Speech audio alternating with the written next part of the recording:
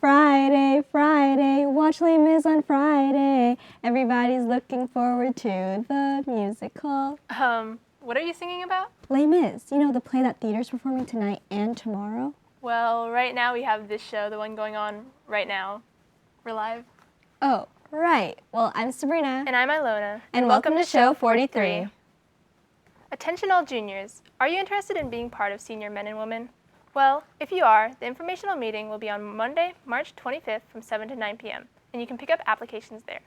Any questions can be emailed to rwilkins@aosd.net or answered by Ms. Grubbs in D102.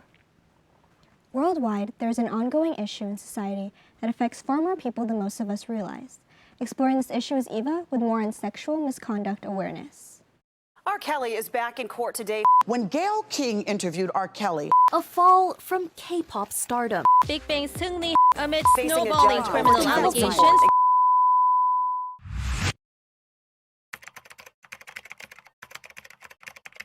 Sexual misconduct, a broad term used to label any unwelcome sexual behavior. The act can be committed by any person of any age, gender, or authoritative level. But despite all the modern progress made on exposing this issue, only 230 out of every 1,000 sexual assaults are reported to the police. The unreported cases just partially rooted in that whole stigma of being a victim. A lot of women and men who do come forth with their stories aren't often validated. There's obviously going to be cracks in the justice system. Men and women who are victims don't get to experience the justice they deserve. Sexual exploitation still remains a growing epidemic across the world. But why? Currently, one of South Korea's biggest musical groups, Big Bang's youngest member, Lee Sung-kyun, has been charged with running a prostitution ring, drug trafficking, and more. Shortly before that, the notorious R&B artist R. Kelly adds to his nearly 3-decade-long list of sexual allegations, this time involving 10 counts of sexual abuse against minors. These cases expose how sexual misconduct can happen in any form and on any level, from inside one's very own home, to schools, to being represented as a national scandal. At the end of the day, your safety is the highest priority.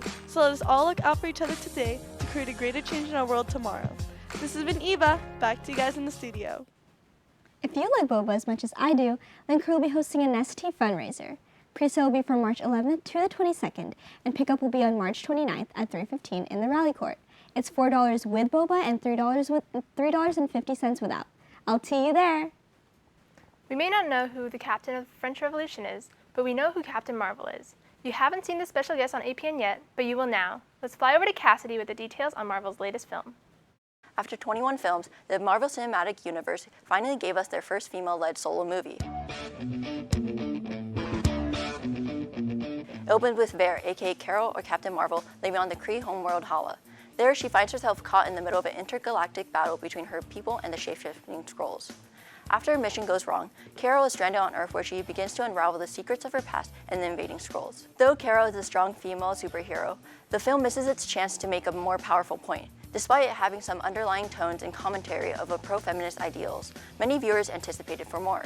Carol spends a majority of the film trying to discover who she is rather than inhabiting a fully rounded character, making her difficult to define yet more intriguing. Personally, at times, I felt as if the dialogue was awkward and unnatural, not allowing the audience to fully connect with the characters.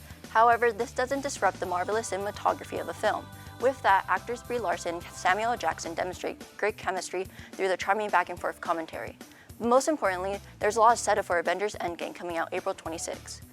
Overall, Captain Marvel is another wonderful MCU installment. It not only has one of Stan Lee's last cameos in the franchise, but also sets the stage for a more female-led superhero film. It is a definite movie choice worthy of 4 ginger cats out of 5. Anyway, this has been Cassidy, and you won't see me again. I'm so exhausted. Come on, we're almost done with the show. We're only halfway there. Well, that just means that it's time for intermission. I'm playing Jean Valjean. So I'm playing Monsieur Thénardier. I'm playing Inspector Javert. I'm playing Factory Girl 3. The coolest part about my character is that he kind of defies the social norm. I really like my character because given how dramatic the entire show of Les Mis is, it's really nice to be the comedic relief. Because I have this line that says, "Take a look at his trousers, you'll see why he stands." Being able to play the antagonist without necessarily being the villain of the show. Are you interested in journalism, sports live streams, video editing, or anything related to video, film, and TV production? Well, then Apache News is perfect for you. Come out to our informational meeting today in room A102 during lunch to learn more about what we do. Food will also be provided, so we'll see you there. Man, all this talk about this play, I just can't wait to watch it. Me too, but you know what I really want to see right now? People playing in Sports. Les Mis may be stealing our thunder, but let's not forget about the sports teams on our home court. Hear more about it here on Apache Sports.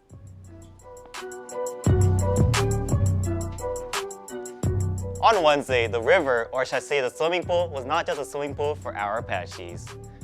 From the get-go, our boys and girls showed the Glendale Dynamiters what it's really like to be explosive.